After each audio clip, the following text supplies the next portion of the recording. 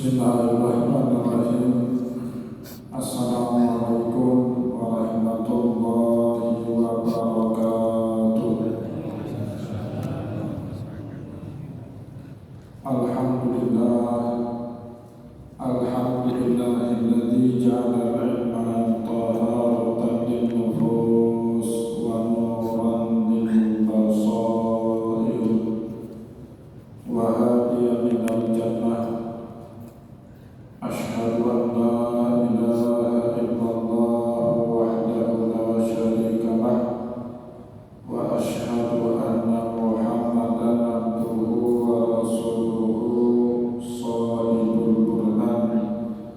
Allahumma sholli wa sallim ala rasulika al-karim Muhammad sallallahu alaihi wasallam wa ala alihi wa ashabihi wa man tabi'ahu bi ihsanin ila yaumiddin, summa amma ba'du.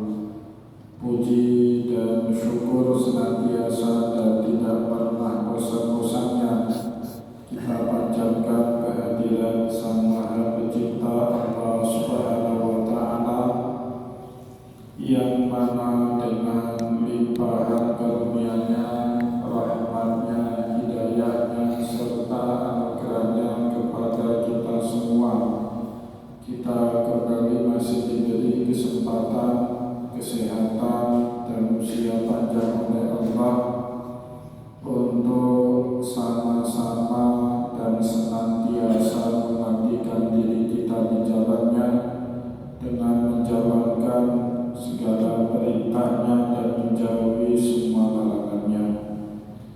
Salawat diiringi salam juga tidak pernah lupa pula kita haturkan kepada junjungan alam Nabi besar Muhammad sallallahu alaihi wasallam, di mana beliau telah bersabda dalam sebuah hadis, man salaka thariqan yaltamisu fihi ilman sahalallahu lahu bihi thariqan ilal jannah. Barang siapa yang meniti satu jalan untuk menuntut ilmu agama Allah, maka niscaya Allah Subhanahu wa Ta'ala mudahkan baginya jalan menuju ke surga Allah.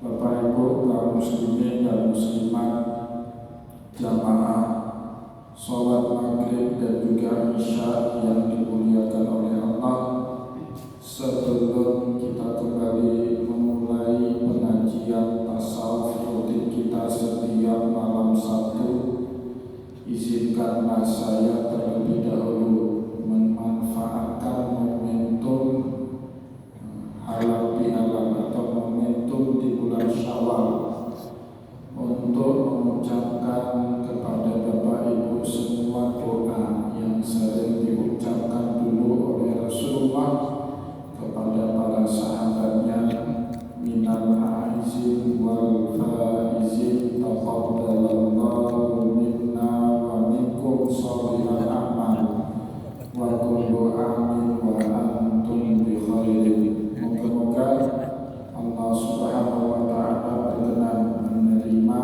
amal ibadah yang telah kita lakukan di bulan Ramadan yang lalu. Dosa-dosa kita diampuni oleh Allah, dan moga-moga juga Allah menganugerahkan kita keistiqomahan dalam beribadah, dalam beramal soleh, sampai kemudian kita ditakdirkan meninggal dalam keadaan husnul khatimah. Amin amin ya rabbal alamin. Bapak Ibu kaum muslimin dan muslimat, jamaah pengajian yang dimuliakan oleh Allah, mari pada kesempatan malam ini kita kembali lanjutkan pengajian tasawuf kita dengan kitab Ihya Ulumuddin, karya Hujjatul Islam Imam Abu Hamid Muhammad bin Ahmad Al-Ghazali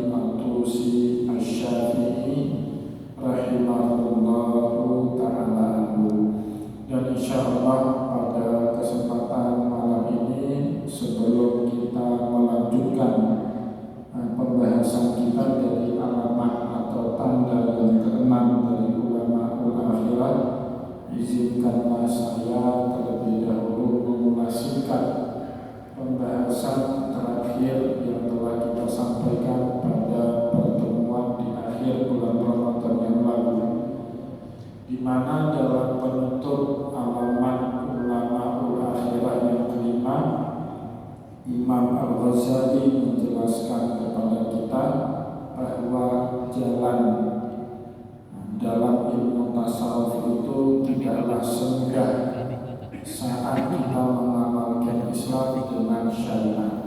Maka oleh sebab itu tidak salah Bapak Ibu kalau sebagian ulama menjelaskan atau mentafsirkan jalan syariat dengan jalan tarekat itu seperti orang yang menempuh jalur protokoler dengan jalur belakang.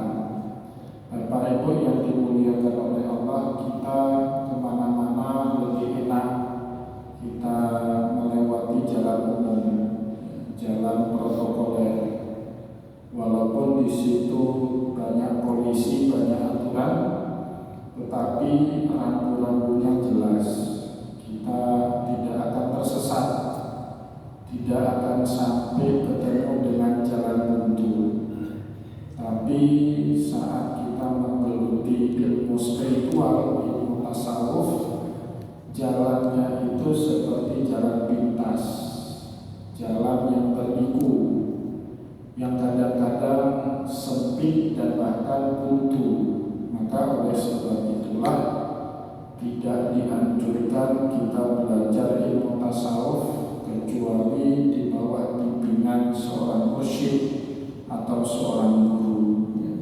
Jalannya, kata Imam Al-Ghazali, sebagaimana yang sedikit sudah kita baca pada pertemuan di bulan Ramadan yang lalu, fa'innal haqqa murrun, kebenaran sejati itu pahit, wal ufa alaihi sabrun, kita berpegang teguh selalu, apalagi dalam keadaan akhir zaman seperti ini, selalu berpegang teguh kepada kebenaran sejati itu sulitnya minta ampun, wa idrakuhu syadidun, dan untuk memperoleh kesejatian itu pun beratnya luar biasa. Wa tariquhu mustaqim, jalan menuju itu juga terjal.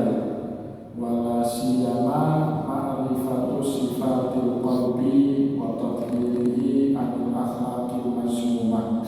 Apalagi ilmu yang kita tuntut itu ilmu tentang sifat qalbu, ma'rifat yang berkaitan dengan sifat-sifat hati, sifat-sifat jiwa, wa tadhhirihi anil akhlaqil mazmumah, dan bagaimana membersihkan hati ini, qalbu ini dari akhlak-akhlak yang tercela. Jadi kalau kita baca di dalam hadis, Rasulullah SAW memandang berat urusan hati ini, Bapak Ibu.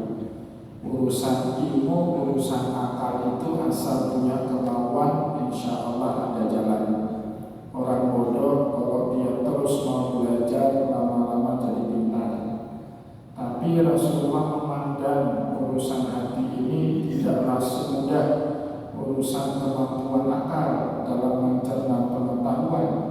Sampai-sampai di dalam hadis yang masyhur Rasulullah SAW menyebut ala wa inna fil jasadi mudghah, di dalam jasad manusia itu ada segumpal darah, wa in saluha saluha sa'iru amalih, kalau segumpal darah ini baik, lepas dari akhlak-akhlak tercela, tidak ada dengki, tidak mudah marah, tidak ada dendam sama orang lain, maka seluruh amalnya yang lain juga akan selamat. Tapi sebaliknya, kata Rasulullah, sebaik apapun amal yang kita lakukan, kalau kita itu tidak selamat dari akhlak yang tercela, ada kemungkinan amal-amal yang kita buat itu jadi sia-sia. Bapak Ibu, sholatnya mencukupi syarat dan rukun, tetapi di balik itu kalau kita penuh dengki sama orang, apa kata Nabi mengenai mempunyai gejala ini, iyyakum wal hasad. Hati-hati kalian dengan dengki. Fa innal hasada ta'kulul hasanat. Kalau kita membiarkan dengki itu menguasai hati dan jiwa kita, maka dia akan memakan seluruh amal baik yang kita lakukan. Jadi sia-sia ya kalau kita tidak memandang penting kalbu kita dari hal-hal yang tercela. Nah, maka Bapak Ibu yang dimuliakan oleh Allah, kerjanya para ulamaul akhirat ini memandang penting bagaimana caranya membersihkan sifat-sifat kalbu itu anil akhlaqil mazmumah, dari akhlak-akhlak yang tercela. Fa inna dzalika naz'un lirruhi 'ala dawam. Dan kalau dilakukan konsisten istiqomah terus-menerus itu naz'un lirruh, sebenarnya memberatkan ruh kita ya. Bapak Ibu, istiqomah dalam kebaikan itu apalagi dalam lingkungan yang tidak mendukung kita, sulitnya minta ampun. Beda kalau lingkungannya mendukung. Bapak Ibu mau jujur-jujuran, mana mudah puasa di bulan Ramadan dengan puasa 6 hari di bulan Syawal? Enakan puasa bulan Ramadan walaupun 30 hari. Kenapa? Lingkungan kita mendukung. Bapak Ibu coba berani makan siang di warung, ditangkap sama Bu Eliza itu. Tapi di bulan Syawal, Bapak Ibu, saya jujur sudah 4 tahun gagal terus. Paling 3-4 tahun lalu sudah 5 hari, 1 hari lagi tidak kesampaian. Kenapa? Keadaannya tidak mendukung. Walaupun niatnya kuat, keadaannya tidak mendukung. Nah, ini pentingnya Bapak Ibu, atau berat sekali bagi ruh dalam menjalankan perintah agama kalau tidak didukung oleh keadaan. Apalagi itu alat dawam terus-menerus. Bapak Ibu rutin puasa Nabi Daud terus-menerus, itu beratnya minta ampun. Bapak Ibu rutin zikir atau lirik terus-menerus dan pernah putus, itu beratnya minta ampun.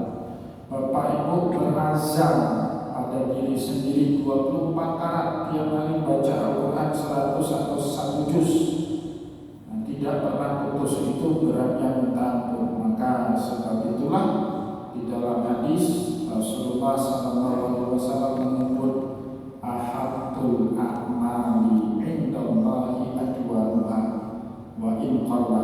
Amal yang paling disukai sama Allah itu yang dilakukan terus-menerus walaupun amal itu sedikit. Tidak banyak Bapak Ibu tahajud tapi tidak pernah tinggal, walaupun cuma dengan 2 rakaat tambah 1 witir.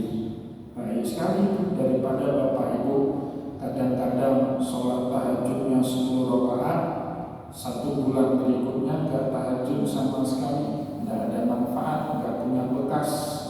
Walaupun itu kata Imam Al-Ghazali naz'un lirruh, akan menyebabkan ruh kita itu payah, alat dawam kalau kita lakukan itu atau kita konsisten di dalam kebenaran.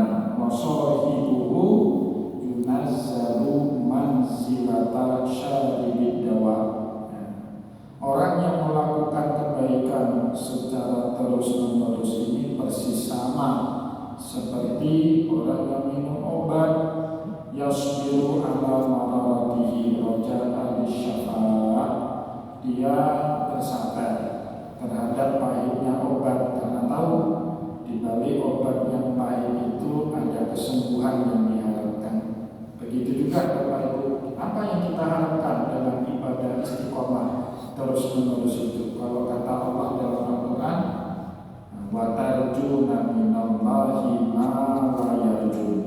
Ada yang kita harapkan dari Allah yang tidak pernah diharapkan oleh orang-orang yang tidak bermakrifat. Orang yang tidak bermakrifat kadang iya, kadang ada, kadang tidak. Nah, mereka tidak punya apa yang seperti kita harapkan. Kalau Bapak Ibu punya harapan yang besar sama Allah, pasti Bapak Ibu akan beristiqomah dalam melakukan ibadah dan amal soleh. Sebab itulah Di dalam ayat sebelumnya Allah berpesan kepada kita, wala tahinu fi ibtigha'il qaum. Jangan pernah lemah dalam menghadapi berbagai cobaan yang kadang-kadang dilakukan oleh kaum untuk kita atau oleh umat manusia dalam untuk diri kita. Itu persis seperti firman Allah dalam ayat yang lain, wa ja'alna ba'dakum li ba'din fitnatan atasbirun. Allah telah menjadikan sebahagian kita menjadi cobaan bagi sebahagian yang lain. Kadang ada orang cobaannya sama istri yang cerewet, atau seorang perempuan cobaannya sama suami yang bakhil. Cobaan yang paling berat perempuan itu punya suami bakhil. Bukan saya ngomong, dalam hadis itu sampai-sampai ibu mertuanya Nabi kan ngeluh sama Rasulullah. Padahal itu kan masalah tabu ya. Masa ibu mertua ngeluh masalah rumah tangganya sama Rasulullah, ya kan? Hindun itu kan ibu mertuanya Nabi, karena putrinya Hindun yang bernama Ummu Habibah, Ramlah Ummu Habibah binti Abi Sufyan itu istrinya Rasulullah. Maka satu hari Hindun mengeluh mengenai suaminya yang bakhil. Ya Rasulullah, inna zawji rajulun syahih. Suamiku itu laki-laki pelit, kalau kasih nafkah ma yakfini wa waladi, tidak pernah cukup. Tidak pernah cukup untuk diriku dan keluarga.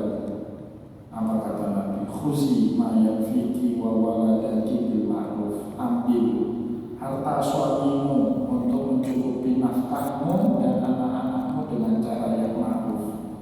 Tapi saya Bapak Ibu, kalau ada istri, hadis itu gak pernah saya mau baca. Bahaya betul. Habis kita nanti ya. Nah, jadi kata Allah, wa ja'alna ba'dakum li ba'din fitnah. Allah dalam sunnah kehidupan ini telah menjadikan sebahagian manusia menjadi cobaan bagi manusia yang lain. Ada bawahan dipuji, punya atasan yang suka perintah marah-marah, atau ada atasan dipuji dengan bawahan yang malas-malasan. Suami dipuji dengan istri yang cerewet, atau istri dipuji dengan suami yang bakhil. Nah, Bapak Ibu yang dimuliakan oleh Allah, kita menghadapi semua ini dalam ujian hidup itu. Kata Imam Al-Ghazali, anzilatan syariki dawa, persis seperti orang minum obat, yasbiru ala warati roja al-syafa. Kita tetap minum itu obat, tetap istiqomah, tetap sabar. Yang menghadapi ujian itu, kalau ada minta maaf, kita tetap memaafkan. Kenapa? Ada yang kita harapkan. Maka tadi Allah berfirman, wala tahinu fi ibtigha'il qaum. Jangan pernah loyo, lemah, sedih, putus asa dalam menghadapi ujian-ujian dari kaum. Intaqulu ta'lamuna fa innahum ya'lamuna kama ta'lamun. Jika kamu menderita, maka yakinlah, kata Allah, sebenarnya juga mereka menderita seperti yang kalian rasakan. Bapak Ibu, ada orang marah-marah sama kita, jangan pikir orang marah-marah itu tidak menderita. Menderita malam tidak bisa tidur, naik darahnya, ya, darah tekanan darahnya 140, besok sakit, menderita juga sama seperti itu. Tapi ada satu yang kalian punyai, mereka tidak punya. Apa itu? Watarjuna minallahi ma'la yarjun. Kita sabar dalam menghadapi itu. Ada sesuatu yang kita harapkan dari Allah. Sedangkan mereka yang marah-marah, atau istri yang cerewet sama suaminya, atau suami yang bakhil sama istrinya, atau atasan yang suka marah-marah kepada bawahannya, dia nggak pernah mikir. Orang yang marah-marah itu kan nggak bisa mikir dengan baik. Sedangkan kita yang sabar, dalam kesunyian kesabaran kita itu selalu mengharapkan pahala dari Allah. Itu yang membuat beda antara orang sabar dengan orang yang tidak sabar. Ya, jadi selama kita terus berharap sama Allah, kita tetap dalam keadaan baik-baik saja. Walaupun sepertinya kita kalah hari ini,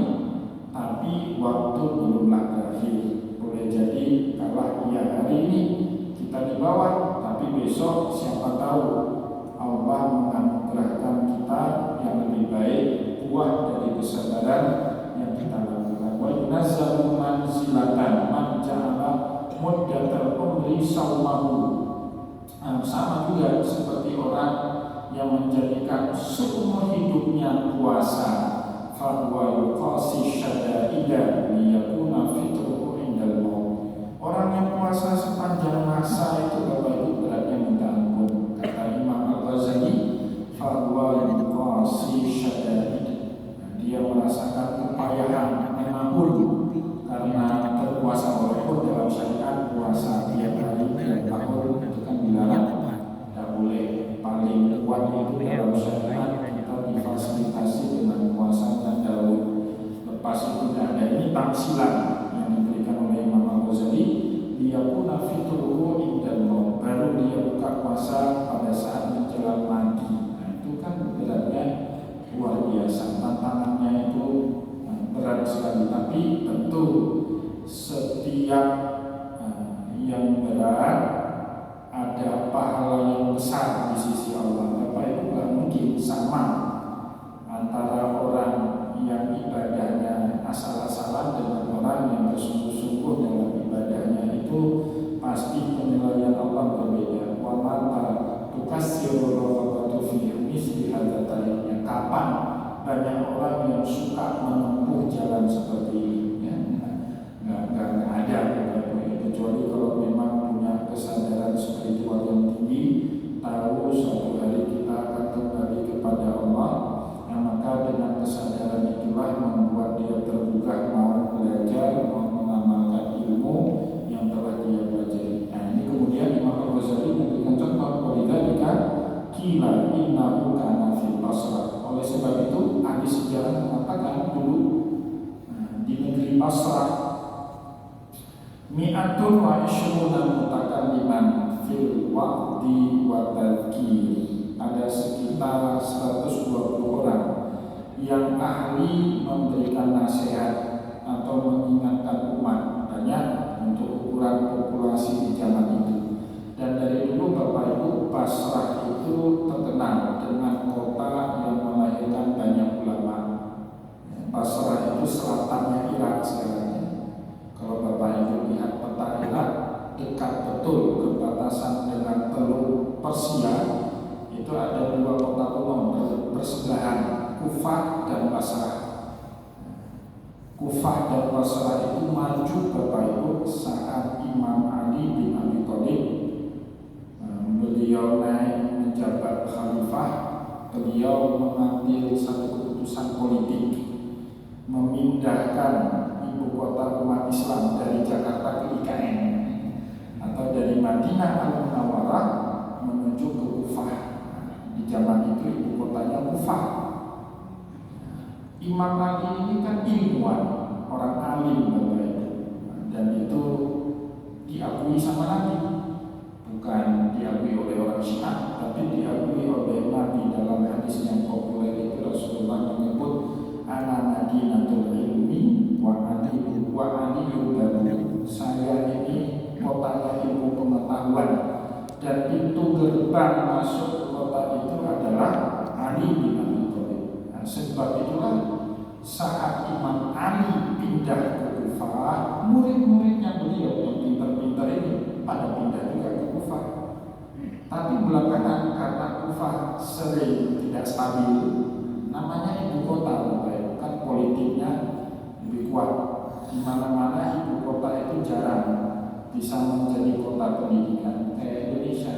Ibu kotanya Jakarta, kota pendidikannya Jakarta, ya kan, lebih kondusif ke biaya hidupnya lebih murah, kemudian politiknya lebih stabil, ya, ekonominya tidak fluktuatif. Maka murid-murid Imam Ali bin Abi Thalib ini hijrah ke kota sebelah, kota penyangga Kufah yang banyak para ilmuwan, para ulama, namanya Basrah. Itulah kenapa ulama-ulama besar Bapak Ibu mungkin pernah dengar Hasan Al-Basri, Rabi'ah Al-Adawiyah, Imam Haris Al-Muhasibi, Imam Sibawai, ya, Imam Abu Aswad Ad-Duwali, Imam As-Sahab At-Tustari, itu orang Basra semua. Nah, jadi bersebelahan dengan Kufah. Jadi itu dua kota kembar, satu ibu kota negara Islam di zamannya Imam Ali, tapi karena politiknya tidak stabil di zaman itu sering terjadi perang saudara, perang Jumadadil Janda, perang Siffin, maka kaum ulama ini, kaum intelektual ini kan dia nggak suka ribut. Orang yang punya ilmu itu nggak suka ribut, Bapak Ibu. Mereka minggir ke kota sebelahnya, kota Basra di selatannya Irak. Dalam peta itu persis dekat dengan Teluk Asia sekarang ini. Bapak Ibu yang dimuliakan oleh Allah, meskipun di kota Basra di zaman itu ada, kata Imam Al-Ghazali, sekitar 120 orang ulama yang jago berceramah, jago berkhotbah, jago memberikan nasihat kepada umat. Walam yakun man yatakallamu fi ilmil yakin wa ahwalil qulub wa sifatil batini ila salasati. Tapi dari sekian banyak ulama-ulama yang hebat itu, yang berbicara tentang ilmu yakin wa ahwalil qulub, atau yang mengajarkan ilmu ahwal, ilmu spiritual, ya. Ilmu bagaimana manusia menghadapi kehidupan, ya. Wasifatil batin, dan sifat-sifat dari kebatinan itu paling cuma 3 orang, kata Imam Al-Ghazali. Jadi dari 120 cuma 3 orang saja yang istiqomah mengajarkan ilmu spiritual, ilmu yakin, ya. Belum lagi ilmu yakin kan itu tingkatan ilmu dalam tasawuf itu ada yang disebut ilmu yakin, ada disebut ilmu yakin, dan terakhir itu hakul yakin. Tapi pintu untuk masuk ilmu yakin dan hakul yakin itu adalah ilmu yakin. Ilmu yakin itu apa? Ilmu yang saat dia menyatu embadi dengan kita, membuat kita begitu yakin kepada Allah Subhanahu wa Ta'ala tanpa ragu. Nah, baru setelah itu akan hadir kejadian-kejadian yang membuat kita ainul yakin, menyaksikan sendiri pengaruh dari ilmu itu dalam diri kita, dalam keseharian kita. Itu baru masuk tahap berikutnya, namanya ainul yakin. Saat kita berilmu, kita nanti mengalami pengalaman yang tidak kita alami sebelumnya. Itu bukan karena apa-apa, tapi barokah ilmu yakin yang sudah menyatu mendarah daging dengan diri kita. Nah, di situ kita akan merasakan barokahnya ilmu. Nah, itu masuk ke level berikutnya, namanya ainul yakin. Baru setelah itu Bapak Ibu kita masuk, setelah ainul yakin itu disyukuri, ya Allah, besar sekali anugerahmu kepadaku, padahal aku bukan siapa-siapa. Kita syukuri terus, Allah nambah-nambah terus nikmatnya kepada kita. Nanti kita baru akan masuk level terakhir yang disebut hakul yakin. Bapak Ibu yang dimuliakan oleh Allah, itu ilmu yang diajari oleh ulama-ulama atau segelintir ulama di kota Basra. Siapa saja yang mereka? Sahal At-Tustari, boleh dibaca At-Tustari, boleh dibaca At-Tusturi, ya. Salah satu itu Tustar. Tustar itu sekarang berada di Persia, di Iran, ya. Salah satu kota kecil Bapak Ibu di Iran. Iran itu punya 31 provinsi, salah satunya Tustar, dekat dengan Teluk Persia, ya. Wasubayriyu Al-Basri, nah, ini ulama yang terkenal, ya. Wa Abdurrahim Ibnul Aswadi, wa Abdurrahim Ibnu Yahya Al-Aswadi, wa kana yajlisu illa ulaika khalqul katsir alladzi la yusab. Banyak penduduk Basra pergi menimba ilmu kepada mereka dalam jumlah yang tak terhitung. Wa ila haula ada kasir qalama dijawizul masyarakat. Meskipun jumlah mereka sedikit, ada yang yasir. Sama Bapak Ibu kayak di zaman kita, yang jago ngomong di atas mimbar ramai, yang bisa ceramah banyak. Tapi apakah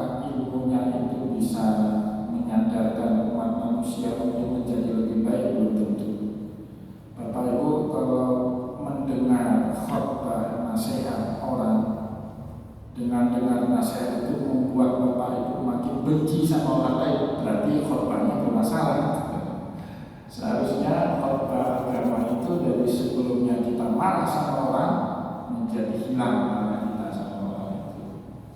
Ya, Bapak itu sebelum khotbah happy, tapi setelah khotbah dengan khotbah jengkel, itu berarti ada masalah dengan khotbahnya. Jadi khotbah itu Bapak itu merenyahkan dan meringankan umat. Jadi umat yang penat, yang sumpah, yang penuh dengan masalah hidupnya, setelah dengar petua-petua, nasihat-nasihat, masukan-masukan dari ulama, hilang beban hidupnya. Itu yang benar sebenarnya, seperti itu. Dan ini kan bisa dihitung dengan tangan orang yang diberikan anugerah seperti itu sama Allah. Kalau hanya sekedar khotbah, ngasih nasihat, atau mungkin 1, 2, 3 ayat tambah dengan hadis Rasul, itu banyak sekali Bapak Ibu orang yang punya kemampuan itu. Tapi yang benar-benar bisa mencerahkan umat, yang membuat umat makin sadar pentingnya kembali ke jalan Allah, itu sedikit orang. Maka disebut oleh Imam Al-Ghazali, wa ilaha ulani ada dunia sir, jumlah mereka itu sedikit sekali, qallama yujawizul asyrah. Dan di kota Basrah dari 100-an ulama yang hidup di zaman itu, jumlah orang seperti ini paling tidak lebih dari 10 orang. Yang qallama yujawizul asyrah, tidak melebihi dari 10 orang saja. Di annan nafisal aziza la yasluhu illa li ahli khusus. Karena jiwa yang mulia, jiwa manusia ini kan macam-macam ya. Ada jiwa rendahan, kalau dalam agama disebut dengan nafsul amarah, itu kan jiwanya orang rendah, sukanya yang rendah-rendah, ya kan? Yang diharamkan sama Allah dia suka, yang disuruh sama Allah dia menjauh. Itu dalam agama ciri-ciri orang jiwanya rendah. Atau dalam bahasa Al-Quran disebut dengan nafsul ammarah. Ada juga jiwa tengah, medium, nafsul lawamah. Dia tahu ini tidak benar, tapi kadang-kadang dia tunduk dengan keadaan, tidak punya pilihan. Dia tunduk, dia harus melakukan itu. Dia tidak berani menggelengkan kepala. Dia tahu ini salah, tapi tidak berani menggelengkan kepala. Walaupun belakangan dia mencela dirinya, menyalahkan dirinya, kenapa saya seperti ini, kenapa saya berubah. Itu namanya nafsul lawamah, jiwa medium. Sudah lebih baiklah daripada nafsul amarah. Dan yang terakhir yang disebut sama Allah, jiwa yang punya kualitas, namanya nafsul mutmainnah. Nah, maka Bapak Ibu, nafsul aziz, jiwa orang-orang yang mulia itu koneknya kepada siapa? Yang sefrekuensi. Nah, Bapak Ibu kadang-kadang duduk sama orang 1-2 menit gak bertahan, ini apa ya? Nah, jiwa kita gak sefrekuensi dengan jiwa orang itu, ya. Nah, maka kata Imam Al-Ghazali, jiwa yang mulia, orang-orang yang mulia ini, la yasluhu illa li ahli khusus. Dia gak akan konek, gak akan islah, gak akan ketemu illa li ahli khusus, kecuali dengan orang-orang yang khusus juga. Nah, maka penting sekali Bapak Ibu kita ketemu dengan orang-orang yang selalu frekuensinya dekat sama Allah. Ya, cukup dengan melihat dia saja membuat kita senang dekat dengan Allah. Itu kan ada itu Pak. Orang yang kalau kita lihat dia adalah jilong, tiganya loh, kan ada yang seperti itu kan, jangan kita dekat model seperti itu. Wama yang suruhi umuri fa'amruhu qalil. Apa yang kita korbankan demi kepentingan orang banyak di umum, fa'amruhu qalilun ilallah. Maka orang seperti itu urusannya dekat dengan Allah. Itu jelas sekali janji Allah ya. Intan surlaha yang surkum wa yusabbit aqdamakum. Jika kalian bantu Allah, gimana caranya kita bantu Allah ya? Nolong orang. Wallahu fi auni abdi madama abdu fi auni akhi. Allah akan selalu menolong seorang hamba selama menolong orang lain.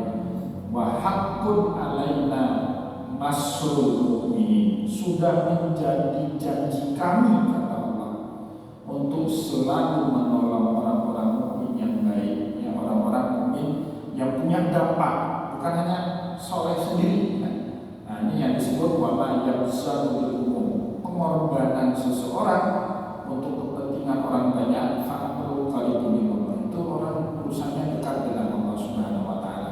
Maka kalau di dalam syariat itu ada kaidah Bapak Ibu yang dibuat oleh para ulama, al-ibadatul muta'addiyatun khairun min ibadatin, atau afdalun min ibadatin munfaridatin. Ya, jadi ibadah muta'addiyah itu ibadah yang punya dampak. Jadi dampaknya bukan hanya untuk kita, tapi untuk orang lain.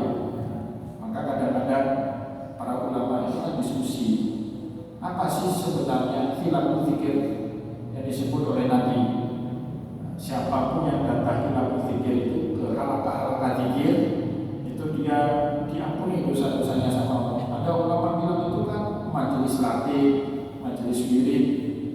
Tapi pendapat ini digugat sama sebagian ulama lain. Zikir ratib itu kan manfaatnya munfaridah untuk diri sendiri. Tapi majelis ilmu itu berdampak luas kepada perubahan masyarakat. Nah, maka disebut oleh para ulama ibadatun muta'addiyatun, ibadah yang punya dampak luas kepada masyarakat, itu jauh lebih baik daripada ibadatun munfaridah yang dampaknya itu hanya untuk diri sendiri. Nah, Bapak Ibu yang dimuliakan oleh Allah, tasawuf itu bukan dengan belajar tasawuf kemudian kita menjadi eksklusif dan punya peran dan memberikan manfaat kepada masyarakat, itu salah. Imam Al-Ghazali Bapak Ibu pernah negur, kalau kita baca nanti insya Allah akan sampai ke dalam kalimat itu. Beliau negur orang yang salah dalam memahami ilmu tasawuf. Pada zaman beliau hidup itu banyak orang sudah menyendiri di atas gunung, nggak mau kerja, nggak mau mencari nafkah, makannya rumput, sampai beliau ngomong gini, ya akilan hasis, wahai kalian pemakan rumput. Kata Imam Al-Ghazali, turun dari gunung, dakwah, ajari umat yang benar, cegah mereka dari mungkar, ajak mereka kepada yang ma'ruf. Itu seruan Imam Al-Ghazali. Ingat betul saya kalimat itu, ya akilan hasis, wahai pemakan rumput. Karena di zaman itu banyak betul ulama zuhud yang salah dalam mengamalkan ilmu tasawuf. Bapak Ibu yang dimuliakan oleh Allah, insya Allah